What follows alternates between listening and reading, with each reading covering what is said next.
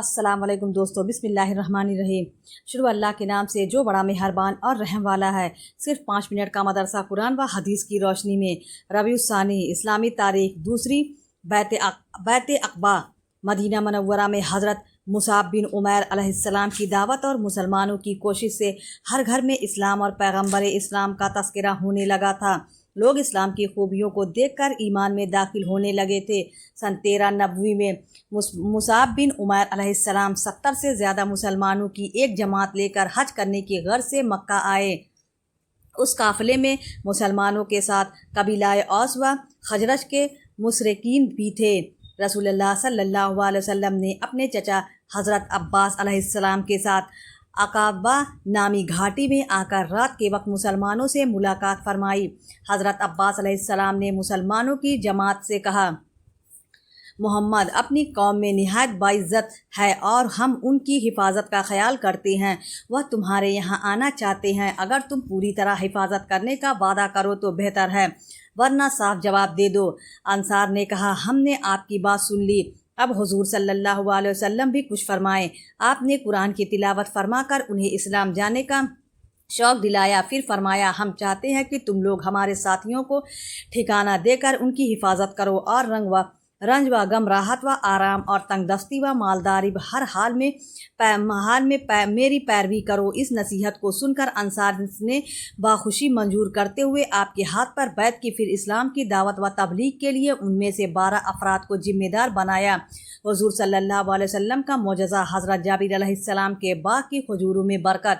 حضرت جابر علیہ السلام فرماتے ہیں کہ میرے والد جنگ یہود میں شہید ہو گئے، لیکن اپنے پیچھے اتنا قرضہ چھوڑ گئے کہ میرے باغ کی کھجوروں سے وہ قرضہ ادا ہونا مشکل تھا، اور ادھر کھجور کاٹنے کا وقت آ پہنچا تو میں آپ صلی اللہ علیہ وسلم کے پاس آیا اور ساری حالت آپ صلی اللہ علیہ وسلم کے سامنے رکھی تو آپ صلی اللہ علیہ وسلم نے فرمایا، اچھا جاؤ اور کھجوریں کاٹ کر الگ ڈھیر کر لو۔ میں گیا اور ایسے ہی گیا کہ پھر حضور آئے اور سب سے بڑے ڈھیر کا 3 بار چکر لگایا اور پھر اس کے پاس بیٹھ گئے اور فرمایا، آپ نے قرض خواہوں کو دینا شروع کرو۔ میں نے ان میں سے تول کر دینا شروع کیا۔ اللہ تعالیٰ نے میرے والد کا کل قرضہ ادا کر دیا، لیکن جتنے ڈھیر سے سب بچ گئے، اور جس پر حضور تشریف فرمائے تھے، قسم باخدا وہ ایسا ہی رہا ایک کھجور بھی اس کی کم نہ ہوئی۔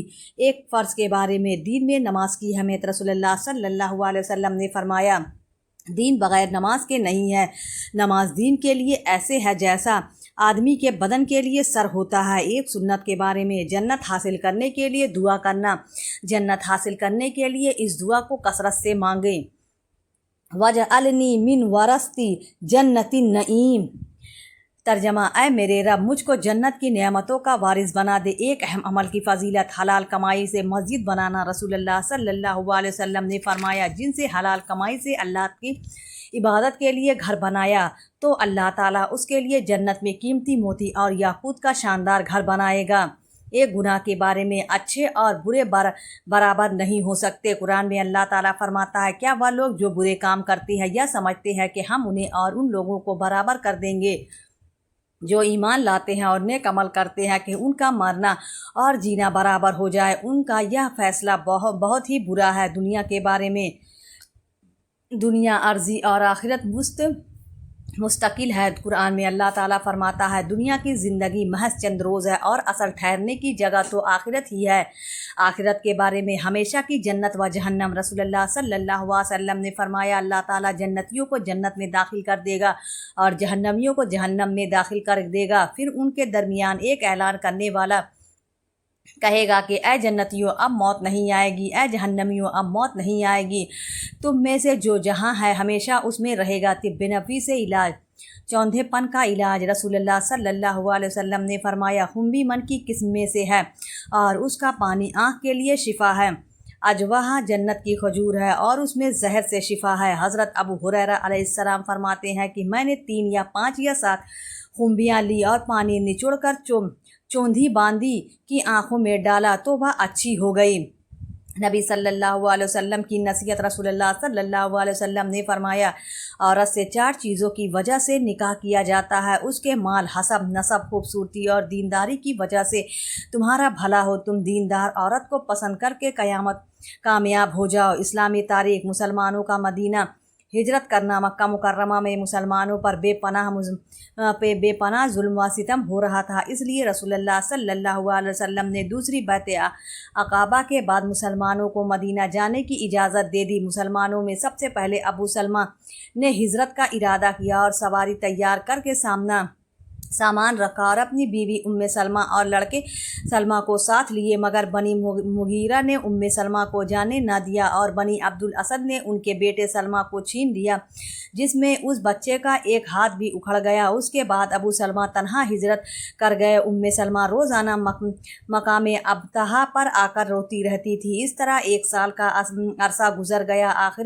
آخر ایک شخص نے ان پر رحم کھا کر ان کے شوہر ابو سلمہ کے پاس بھیجنے پر قریش مکہ کو راضی کر لیا۔ اس وقت بنی عبد الاسد نے ان کے لڑکے سلمہ کو واپس کیا، جسے لے کر وہ کسی طرح مدینہ پہنچ گئے۔ ان کے علاوہ دیگر مسلمانوں کو بھی ہجرت کرنے میں بہت زیادہ مصیبتیں اٹھانی پڑی۔ اسلام کی خاطر اپنے محبوب وطن، مال و دولت اور رشتہ داروں کو چھوڑنا پڑا۔ حضرت صہیب نے جب ہجرت کا ارادہ کیا تو مشرکین نے روک لیا۔ حضرت صہیب نے انہیں اپنا سارا مال دے کر راضی کیا اور ہجرت فرمائی۔ اس کی خبر رسول اللہ صلی اللہ علیہ وسلم کو ملی تو آپ صلی اللہ علیہ وسلم نے فرمایا کہ صہیب نے نفع کا سودا کیا، جس کا ذکر قرآن میں ہے۔ اللہ کی قدرت، نیند کا آنا۔ جب انسان دن بھر کام کر کے تھک جاتا ہے تو اللہ تعالیٰ اس کی تھکان دور کرنے کے لیے اس پر نیند طاری کر دیتا ہے۔ یہ نیند اس کے فکر و غم کو دور کر کے ایسا سکون و راحت کا ذریعہ بنتی ہے کہ دنیا کی کوئی چیز اس کا بدل نہیں بن سکتی۔ پھر اللہ تعالیٰ نے یہ نعمت امیر و غریب، عامل و جاہل، بادشاہ و فقیر، ہر ایک کو یکساں عطا فرما رکھی ہے۔ اگر اس کے لیے رات کا وقت متعین کر دیا ہے، اگر انسان کو نیند نہ آئے تو اس کا دماغی توازن بگڑ جاتا ہے اور ہوش و حواس ختم ہو جاتے ہیں۔ لوگوں کے لیے رات کا وقت متعین کرنا اور ایک ساتھ نیند کا آنا اللہ کی بڑی قدرت ہے۔ ایک فرض کے بارے میں مانگی ہوئی چیز کا لوٹانا۔ رسول اللہ صلی اللہ علیہ وسلم نے فرمایا، واپسی کی شرط پر مانگی ہوئی چیز کو واپس کیا جائے گا۔ خلاصہ، اگر کسی شخص نے کوئی سامان یہ کہہ کر مانگا کہ واپس کر دوں گا تو اس کو مقرر وقت پر لوٹانا واجب ہے، اس کو اپنے پاس رکھ لینا اور بہانہ بنانا جائز نہیں ہے۔ ایک سنت کے بارے میں 3 انگلیوں سے کھانا۔ حضرت کعب بن مالک علیہ السلام فرماتے ہیں، رسول اللہ صلی اللہ علیہ وسلم کھانے سے فارغ ہو جاتے تو انگلیاں چاٹ لیتے تھے۔ 3 انگلیوں سے کھانے کے بعد انگلیوں کو چاٹنا سنت ہے، لیکن اس طرح نہیں چاٹنا چاہیے کہ دیکھنے والوں کو ناگوار ہو۔ ایک اہم عمل کی فضیلت، اچھا کام کرنے کا بدلہ۔ رسول اللہ صلی اللہ علیہ وسلم نے فرمایا، مومن کو مرنے کے بعد جس عمل اور بھلائی کا بدلہ ملے گا اس کا وہ علم ہے جس کو سیکھا اور دوسروں کو پہنچایا، یا پھر نیک اولاد چھوڑ کر گیا، یا کسی کتاب کا وارث بنا دیا، یا کوئی مسجد بنا دیا، یا مسافر خانہ بنا دیا، یا نہر جاری کر دی، یا اپنے صحت اور زندگی میں اپنے مال میں سے صدقہ و خیرات کیا، تو اس کو مرنے کے بعد ان کاموں کا اجر و ثواب ملتا رہے گا۔ ایک گناہ کے بارے میں دکھاوے کے لیے کپڑے پہننا۔ رسول اللہ صلی اللہ علیہ وسلم نے فرمایا، جو شخص شہرت کے لیے دنیا میں کپڑے پہنے گا، اللہ تعالیٰ اس کو قیامت کے دن رسوائی کے کپڑے پہنائے گا اور پھر اس میں آگ بھڑکائے گا۔ دنیا کے بارے میں دنیا کھول دی جائے گی۔ رسول اللہ صلی اللہ علیہ وسلم نے فرمایا، ان قریب دنیا کی دولت تم پر کھول دی جائے گی، یہاں تک کہ تم اپنے گھروں کو اس طرح بناؤ سنگار کرو گے جیسے کعبہ شریف کو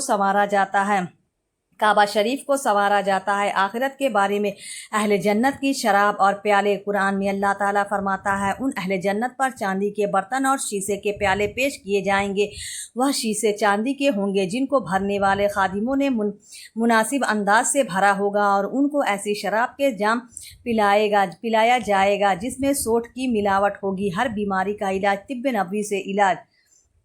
ایک مرتبہ حضرت جبرائیل علیہ السلام رسول اللہ صلی اللہ علیہ وسلم کے پاس تشریف لائے اور پوچھا، اے محمد، کیا آپ کو تکلیف ہے؟ رسول اللہ صلی اللہ علیہ وسلم نے فرمایا، ہاں۔ تو جبرائیل نے یہ دعا پڑھی، بسم اللہ ارقیک من کل شیء یؤذیک من شر کل نفس وعین حاسد، بسم اللہ ارقیک واللہ یشفیک۔ ترجمہ اللہ کے نام سے جھڑتا ہوں ہر اس چیز سے جو آپ کو تکلیف دے، کسی جاندار کی برائی ہو یا حسد کرنے والی آنکھ کی برائی ہو، اللہ کے نام سے جھڑتا ہوں۔